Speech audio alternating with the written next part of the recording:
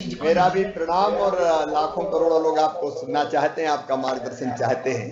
कृपया मार्गदर्शन कीजिए। प्रणाम।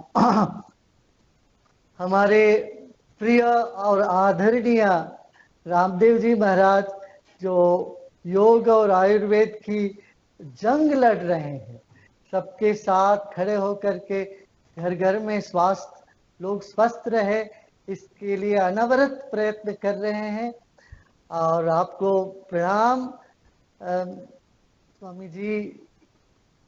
और मध्य प्रदेश के मामा के रूप में जाने गए एक नाता जोड़े हुए हमारे प्रिय शिवराज सिंह चौहान जी, हमने कई कार्यक्रम आपके साथ आए। जिस तरह से जन मन को आपने बांध के रखा, ये अनूठा है और एक अद्वितीय निदर्शन भी है लोगों को, कैसे आप एक राजसत्ता में रह के भी नाता जोड़े, अपनाए लोगों को। ये कला अपने में बड़ा सराहनीय है। इसी सिलसिला में आप चल के उनको योग की शिक्षा में भी और योग और आयुर्वेद की तरफ लोगों को प्रेरणा दे रहे हो। आप ये जो कार्य आप कर रहे हैं मध्य प्रदेश में, इसको पूरे देश में सब लोग, सभी प्रांतों में इसको लागू होना चाहिए।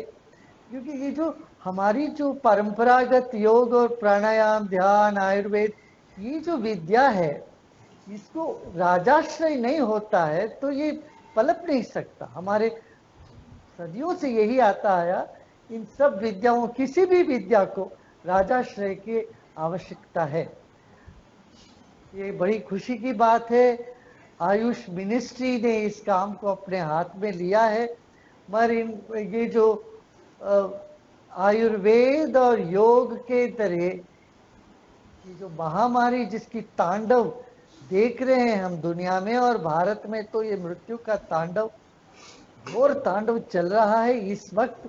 मनोबल को, आत्मबल को मजबूत करने के लिए ये जो कार्यक्रम चला है, इससे बहुत लोग लाभान्वित हुए हैं। हमें जगह जगह से इसकी खबर भी मिल रही है। देश भर में लोग जहां भी आयुर्वेद और योग को अपनाने लगे, उनके भीतर मनोबल और शरीर शीघ्र ही स्वस्थ होने लगा और वो ये कोरोना से बाहर आने लगे, ये बीमारी की झपट से बाहर आने लगे।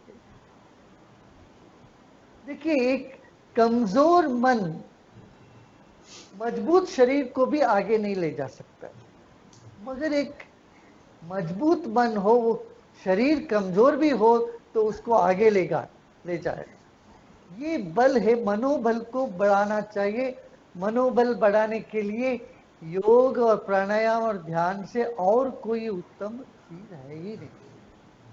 दुनिया भर में आज डॉक्टर्स लोग, नर्सेस से फ्रंटलाइन वर्कर्स, इनमें से त्राही त्राही मच गया है। इनमें इतना प्रेशर है, ये लोग खुद ही एक तरह से भुखला गए हैं, दुखी हो गए हैं। और जब ये लोग सब ध्यान वगैरह करने लगे, इनको पता चला ये भारतीय संस्कृति में, परंपरा में क्या खूबी है, क्या आनंद, क्या बढ़िया ज्ञान है। इसको अभी दुनिया में सब जगह लोग स्वीकार करने लगे हैं। और हमारे देश में भी गांव-गांव में इसका प्रचार प्रसार होना चाहिए। देखिए, हमारा भोजन का शैली में भी रोग निरोधक कई चीजें पड़ी है, ऐसे दुनिया में कहीं नहीं है। कहाँ दुनिया में सब जगह हल्दी का उपयोग करते हैं, कहाँ अदरक का उपयोग करते हैं, कहाँ अमृत या गुड़ोची का उपयोग करते हैं, शतावरी का उपयोग कहाँ करते हैं, सब जगह नहीं।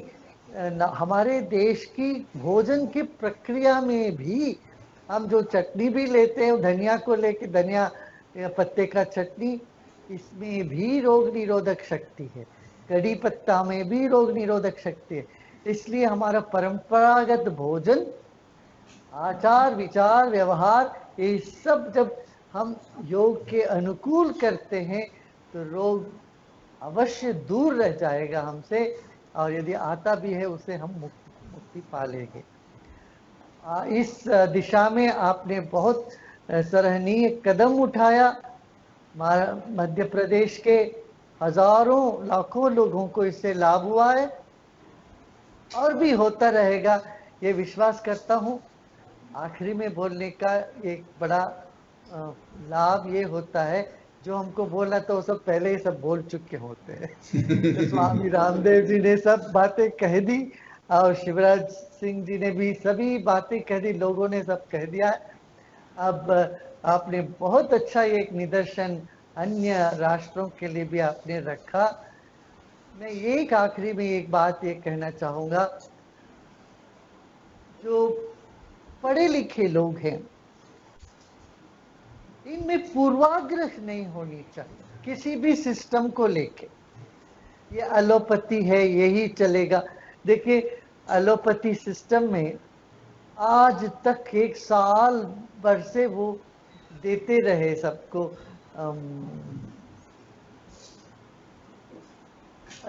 कई तरह की दवा दे दे करके इन्होंने प्लाज्मा देने की बात करी। आज आया है प्लाज्मा नहीं यूजफुल है, नहीं देना चाहिए।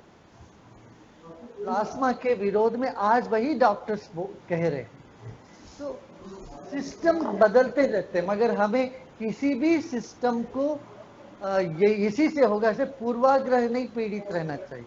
मान लीजिए आपको इमरजेंसी आती है तो ये जिद में नहीं बैठना चाहिए मैं आयुर्वेद से ये ठीक होगा। जब सांस फूलने लगा, इमरजेंसी होने लगी, तो आपको अवश्य एलोपैथी का सहारा जहां लेना हो वहां लेना चाहिए। ये सिर दर्द हुआ तो एलोपैथी गोलियां खाने लगी, ये अवश्य नहीं है, आवश्यकता नहीं है। तो ये पूर्वाग्रह से हम मुक्त हो।